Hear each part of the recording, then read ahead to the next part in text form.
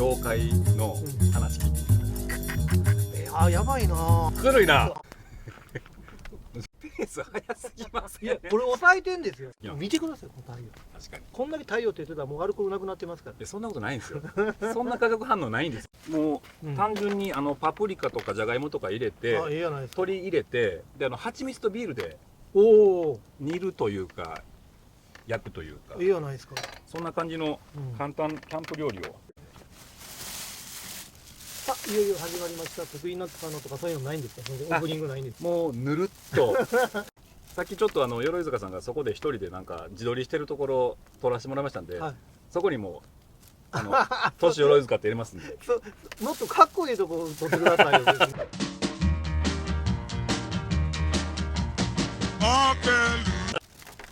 おお、こういう。なるほどね。これ僕作ってるんですよ。プロデュース。包丁とこれとプロデュースというかもうがっつりゼロから作ってる。磁石埋め込んで。はい。これ鎧塚さんすみません。できたらじゃがいもの皮とか剥いてもらえませんか。いいですよ。いいですか。鎧塚さんってフランスで修行してたんですよね。いや僕変わってるんですよ。みんなねフランスで修行したやつがほとんどなんですけどね。僕ね最初スイスなんですよ。スイス。へえ。スイスなんですよ。でスイスにいて、それからドイツ語圏になったんですよ。それからウィーン行って、それからいよいよフランス行って、最後ベルギーです。へえ。あ、そうか、ベルギーはもうチョコの本場ですもんね。そうそう。でもね、ベルギーは僕レストランにいたんですよね。え？最後は料理？いやいやいやのデザートです。ああ。でそこの三つ星の一応レストランで一応シェフをさせていただいてたんで。へえ。もともとなんでパティシエになろうと思ったんですか？いやいやもう単純にねお菓子食べるの好きやったんですよ。で僕ねこの世界入った23なんですよ。はい。あ、それってちょっと遅いんですね。遅いです。今はね大学卒業してこの業界に入る人いっぱいいるんですけど、僕らの頃ってそういうやつあんまりいなかったんですごい遅かったですね。でそれまでは全然違う大学は行ってへんのですけどね、全然違う仕事しとったんですよね。あ、そうなんですか。いわゆるサラリーマンみたいなこと。いやいやサラリーマンなんてできへん。そんなちゃんとしたじゃがいもこれどうするの？なんとなく乱切り、大きめの乱切りにしていただければ。あ、ぶち込んでっていいの？はい。鎧塚さん、ぶち込むとか言うんですよ。僕こういう生活しばらくしてへんかったから、むっちゃ嬉しいです今日。あ、ほんまですか？よかった。普段はもう今は全く休みもないです。今。それはだって忙しいですもんね。だって自分のお店あってでそれプロデュースをしてるとこともあるでしょ。それから僕動物愛護とか、今その地域活性化とか、もう仕事なのかプライベートなのかわからんようなこともいっぱいやってますから。今都市鎧塚のお店は何店舗ぐらい？直営は4店舗です。東京に3店舗と、小田原にね、やっぱ山の上頂上で畑やりながら。僕行きましたよ。名古屋の番組のロケで、あん時鎧塚さん、大徳さん、そうです。ビビるの奥さんと大徳さん、あれねむっちゃ影響力あるんですよね、名古屋ね。あれねすごい人気番組でね。あれで鎧塚さんとこのあそこのお店行かしてもうて中入ってチョコがまだチョコになる前のやつみたいなの食べさせてもうてめちゃくちゃうまかった。シェフの人で、シェフだけやる人と、経営ガンガンやる人と両方やる人いるじゃないですか。やっぱこうなんか人種が違うんですか？違うね。でも昔は料理人は本当料理だけしてたらよかったんですけど、いや今もそういう人は僕好きですけどね。でもなんか今はこういろんな方面で才能を持ってる人も増えてますよね。あとね昔の料理人は喋れへんかったんですよみんな。そうか今喋る人はこれゴミ箱。そうです。もうねみんなね講習会とか行っても黙々とこう昔の職人様も作るだけやったんですけど、最近はね結構皆さん喋るようになってきてますね。なんかちょっともらってますからねビール。これね。なんか横にあったの見たくない。どうぞ。言うたら日本ではい有名な鎧塚さんだとか、辻口さんとか、は菓子屋ね、お菓子屋さん、僕ら菓子屋だけじゃなくて料理人もみんな仲良しですけどね。あ、もうこれ全部つながってるんですか？全部つながってる。それってレストランとかで言うたら料理人もいるし、そこにはパティシエさんもいるから、それもありますけど、やっぱイベントとかあでいろいろそういう会とかもあるんですよね。はあはあはあみんなでこう食文化を持ってしていこうっていうような会であったり、はいはい、 3日ほど前も中華の脇屋さんとはいはい、和歌山県で脇屋さんが料理作って僕がデザートをするとかいうイベントをやってたんですよね。はいはい、そういうイベントもあるからもうしょっちゅういろんな人と会うから大体みんな仲良しですよ。へえ。それじゃあ一旦スイーツだけに絞ったら、お菓子屋さんに絞ったら、先輩後輩で言うと、今現状で言うと誰が一番先輩なんですか、スイーツ業界？それは川田克彦さんとか、ロックの三島さんとか80歳ぐらいの人とかわーっともう当然やはるんですね。でね、自分らで言うのもなんですけど、僕は大したことないんですけど、僕らの世代2個、僕57なんですけどね、59からその3つ下ぐらいまでの世代がものすごく分厚いんですよ。それこそ辻口さんであったり、青木さん、忠治青木さんであったり、あと名古屋だったらその柴田とか、柴田とか、その辺がね、なんかみんな濃いんですよ。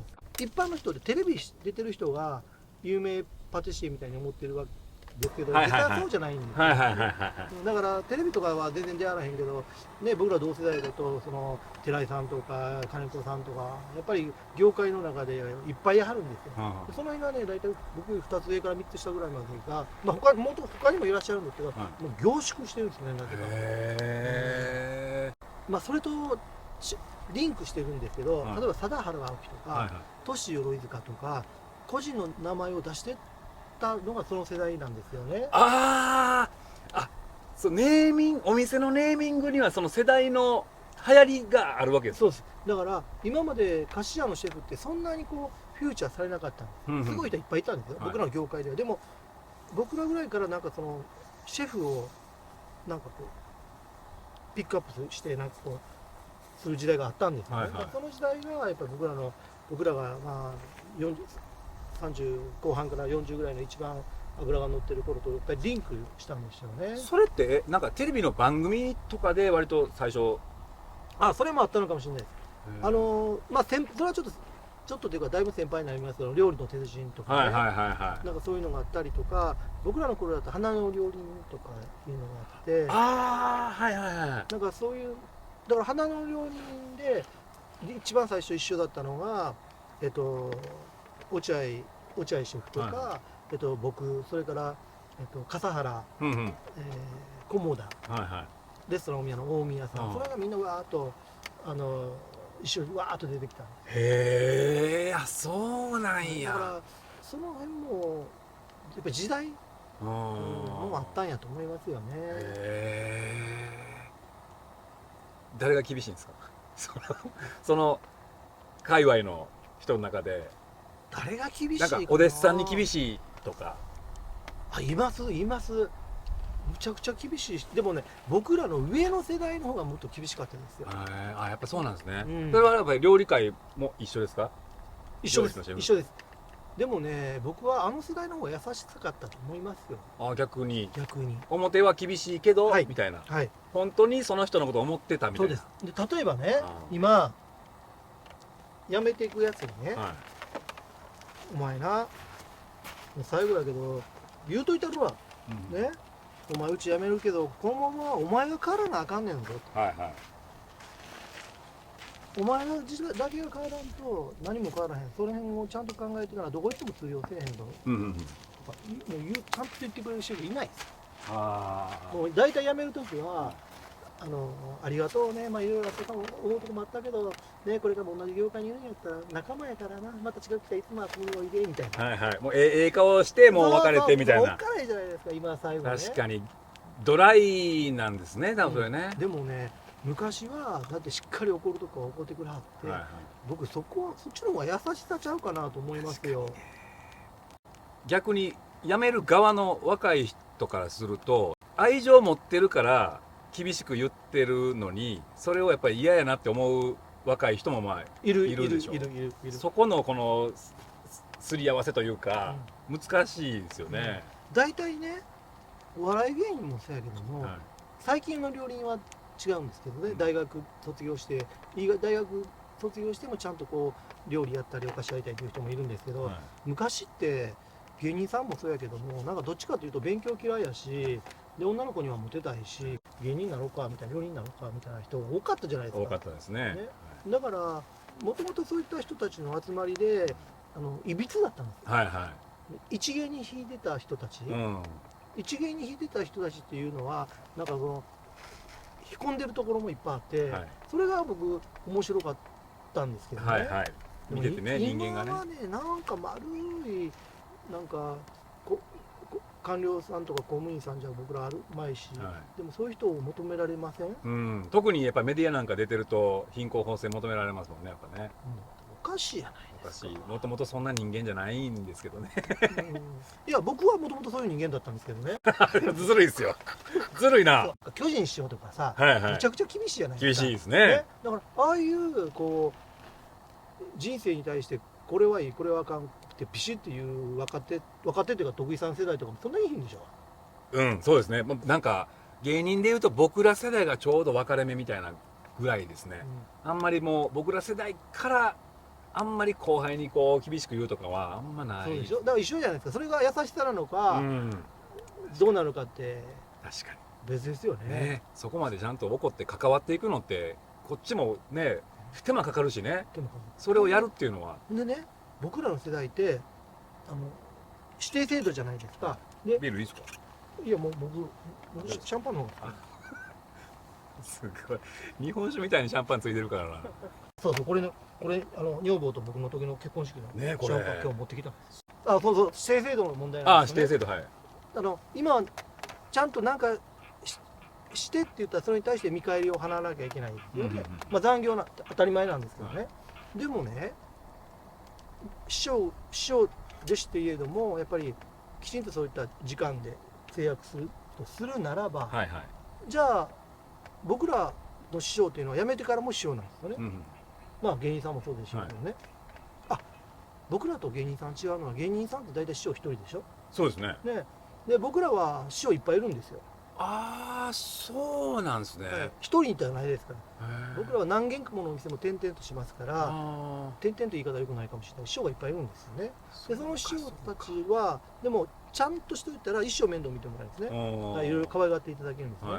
じゃあ今何でも何かをしてって言ったら必ずお金を払わなきゃいけない時代なのであれば、弟子たちがその後ねお店やって相談に来たら、じゃあ1時間いいよいいよ相談乗ってるから1時間2万円ね、そういうことなのかっていうことになりますよね。そうですよね。僕らは若い頃はいや今は残業代とかちゃんと出さなきゃいけないんですね、それは当然なんですけども、でもそうやってドライに行ったらそういうことになってくるじゃないですか。で僕らは若い頃って残業なんてつかなかったし、ちょっと理不尽なことを親方のプライベートの面とかでもいろいろなんかやったりとかもして、それでも今でも何かあったら面倒見てくれるわけじゃないですか。もうお金とかどうこうなしにもうはいはい。だから全部そういう関係になったらじゃあもう辞めたらおしまいなのっていうことになりますよね。確かに。だってもうそこで指定関係じゃなくってそういう雇い人と雇い人の関係なんだったら辞めたらもうなくなりますよね。それって寂しいじゃん。寂しいですね。だからある種昔はというか本当に師匠と弟子っても親と子っていうぐらいの気持ちがあったっていうことですね。徳井さん師匠いるんですか？僕らは師匠じゃなくてダウンタウンさん以降はもうなんか NSC っていう吉本の学校があるんですけど、だから僕らは師匠のいない、まあ師匠みたいにお世話になった人とかはいるんですけど、一番お世話になったの誰なんですか？一番お世話になったんせやな、まあ、今やと今田さんとか。そんな上ですか？でも先輩ぐらいですよね。8個9個ぐらい上です。じゃあもう師匠と言ってもいいぐらいか。はいとか、まあ大阪やったらトミーズさんお世話になったりとか。トミーズさんもおっかないですよね。まあ昔まあ見た目がおっかないですけど、でもそれこそマサさんほんまお父さんみたいにこう口出すし言うけど、まあすごく愛情の深い人ですね。そうですか。あとまあ紳助さんもやっぱ東京出てすぐお世話になりましたし。新助さんは面倒見のいい方でしたよね。そうですね、はい、熱い人ですよね、新助さんね。そうか、やっぱりもうでもどこの業界もやっぱりその辺の世代の感じってやっぱり似たものがあるんですね。一緒やと思いますよ。だから時代やと思います、時代がなんかそういうふうになってるんやと思いますよね。だから当然変わっていかなきゃいけない反面と、でも守らなあかん部分があると思うんですよ。確かに。だって職人気質を残さないと日本は僕終わっちゃうと思ってるんですよね。だからで職人気質というとパワハラがあったりなんか、暴力があったり長時間労働があったりと思うけど、それは職人気質の負の部分であって、そのいい部分も全てをなんかこう職人気質みたいなのもダメみたいにされるのは僕はすごく嫌で、もう変えていきたいですよ。やっぱ職人さんの技術っていうのはやっぱ残ってほしいけどな。だってそれって途絶えてしまうと生み出すのまた難しいじゃないですか。なかなかもうできないじゃないですか。継承していかないと、本当そうです。技術とか精神とかってそうですね。日本ってこれ僕今日持ってきたペティなんですけどね、でヨーロッパの人ってやっぱりね包丁は道具なんですよ。で僕8年間ヨーロッパいたんでなかなか言っても理解していただけないんですけど、日本人ってこの包丁に料人は魂をこもってるという見方をするんですよね。で自分で研いで大事にするんですよね。でそれを言ってもでも包丁いっぱい持ってるよねみたいな。でもそれに一個一個魂こもってるのみたいな、向こうの人はねなかなか理解できないんですよ。で何部でした？僕バレーボール。バレーボールね、お尻の人に座ったらぐちゃぐちゃ怒られたでしょ。怒られますね。道具大事にせえっていうのは。蹴ったら怒られるでしょ。でそれはヨーロッパの人って、僕が知ってる範囲ですけどね、そのお尻の人に下に痛むとか、蹴ったら痛むとか、そういうのは分かるんですけど、これを私たちにとって神聖なものだと。日本人ってそういうとこありますよね。ありますね。こう八百万の神とか万物にいう神が。じゃあバレーボールってボール40個ぐらいあるじゃないですか。じゃああれ一個一個全部こもってるのかみたいな、この人はなかなかわからないんですよね。精神性が違うんですね。違うんです。だから僕はこの辺の木一本一本、このナイフ一本一本になんかこう魂がこもってるみたいな見方をしますよね。僕あれってすごく大事なんですよ。で道具ってものすごく日本人って大事にするじゃないですか。包丁なんて特にね。だからそれは物を大事にするだけじゃなくて、それはどういうことかというと切るということもものすごく大事にするんですね。だからいつも切れるようにして研いで、だからその辺がね、向こうの人はいや例外はありますからね、全部そうやって言ってるわけじゃないけど、例えば切れなくなったら切れるのを買ったらいいじゃんみたいな発想があるんですね。で僕らはそうじゃないんですよね。お金じゃなくってやっぱりこう切れなくなったらとにかく切れるようにこうずっとこう研ぎ続けていくみたいなところがなんか美徳なところがありますよね。確かに。で僕それ大事だと思うんですよね。大事ですね。本当ね。そうかそうか。それで向こうの人の考え方がいい悪いじゃなくてやっぱ違うんですよね。そうなんですよ。でも僕はそこを日本人は大事にしないと、世界の中で太刀打ちできないと思うんですよね。逆に強みですもんね、そういう精神性。強み。話やな。でそんな話って言っていただいたら、僕もうちょっと飲んだら同じ話を5回ぐらい繰り返します。それはもういいです。それはもうそう言ってる間にもういいかな。どうやろうな。これなんやろう。鶏の蜂蜜ビールに焼き煮ですね。そのまんまやろ。つなげただけ。蜂蜜でしょ、これこう照りとかを。